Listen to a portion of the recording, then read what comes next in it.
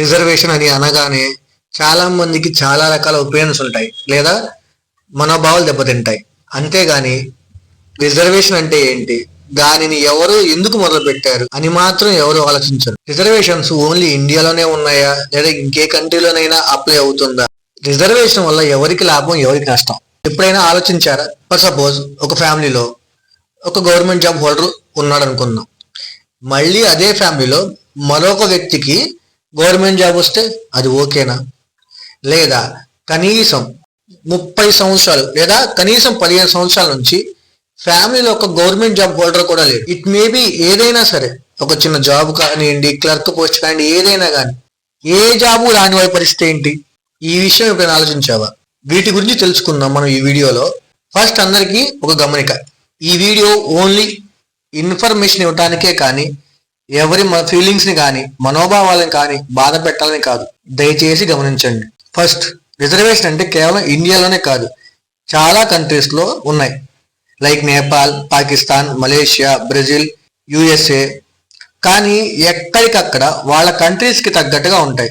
Reservation లో schedule caste SC, schedule tribe ST, other backward caste OBC and economical weaker section అంటే వీళ్ళని EWS అంటారు.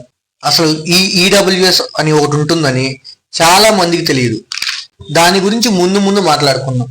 కొంతమంది వాళ్ళ పూర్వీకులు చేసిన పనికి మాకు ఏం సంబంధం అంటారు, కానీ వాళ్ళ పూర్వీకుల ఆస్తి మాత్రం కావాలి. ఇదెక్కడి లాజిక్కో.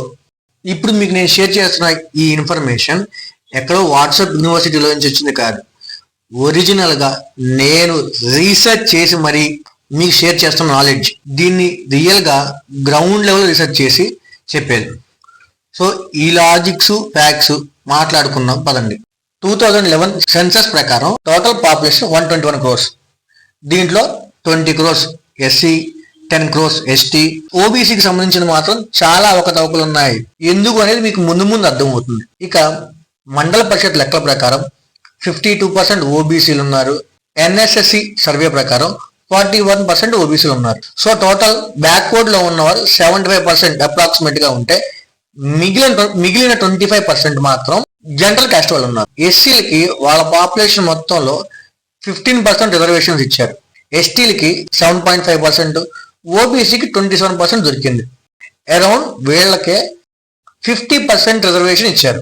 నెక్స్ట్ 10% ఏదైతే ఈడబ్ల్యూఎస్ కి ఇచ్చారో దాని గురించి మాట్లాడుకుందాం. రిజర్వేషన్ అనేది ఒక డిస్క్రిమినేషన్ అని చాలా మంది ఫీలింగ్. క్యాస్ట్ పేరు మీద కొందరికి ఎక్కువ కొందరికి తక్కువ అని ఎలా డివైడ్ చేశారు?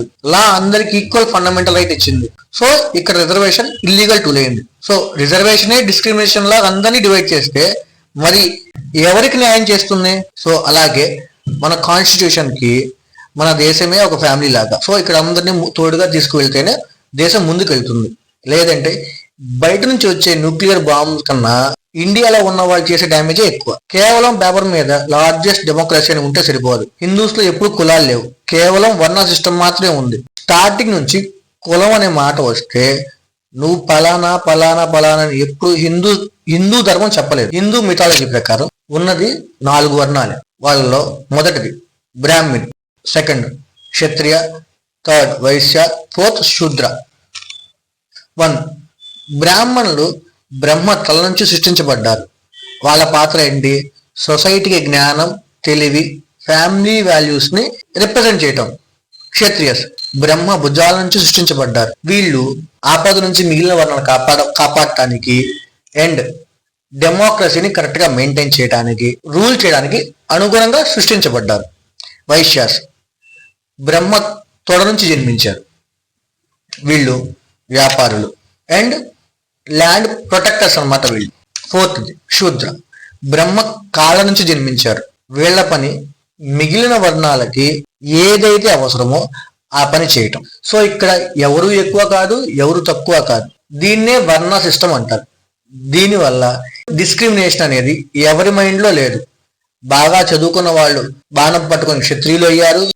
మొదట బాణం పట్టుకున్న వాళ్ళు బాగా చదువుకొని బ్రాహ్మిన్స్ అయ్యారు. బాగా బాణాలు వీటిని ఇచ్చిన వారు వ్యాపారం చేసి వైశ్యస్ అయ్యారు. అసలు ఏమి రాని వారు ఏదో ఒక పని చేసుకొని క్షుద్రులా మిగిలిపోయారు. ఒకప్పుడు వర్ణ సిస్టమ్ చాలా స్ట్రాంగ్ గా ఉండేది. పోను ఆ వర్ణ సిస్టమ్ యొక్క స్ట్రక్చర్ ని కూల్చేసి డిస్క్రిమినేషన్ అనే ఒక స్ట్రక్చర్ ని మొదలు పెట్టారు. ఎలాగా? ఇక్కడ జరిగే వర్క్ ను బట్టి కాకుండా వాళ్ళు బై బర్త్ గా పుట్టిన వర్ణాసుని పట్టుకొని వాళ్ళని నువ్వు పలానా అని చెప్పి ఇగ్నోర్ చేయడం స్టార్ట్ చేశారు. ఈ ప్రాబ్లం ఎప్పుడు స్టార్ట్ అయింది? బ్రిటిషర్స్ కి ఇండియన్ రూల్ చేయడం చాలా ఇంపార్టెంట్.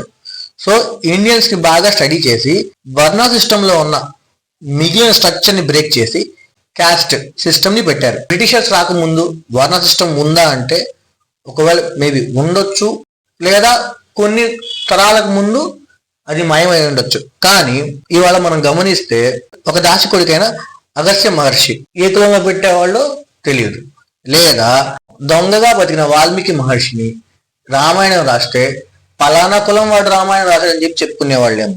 అలా తయారు చేశారు ఈ క్యాస్ట్ సిస్టమ్ ని. సో ఒకప్పుడు పాపం ఎవరికి తెలియకపోవచ్చు, బాగా చదువుకున్న వాళ్ళే రూల్ చేయడానికి అవకాశం ఎక్కువ ఉంటుందని. వర్క్ బేస్ మీద జరిగి ఉంటే ఇప్పుడు మనమంతా ఇలా ఉండేవాళ్ళం కాదేమో. ఎవరికి తగ్గినట్టు వారు ఈ సిస్టమ్ ని మార్చేశారు.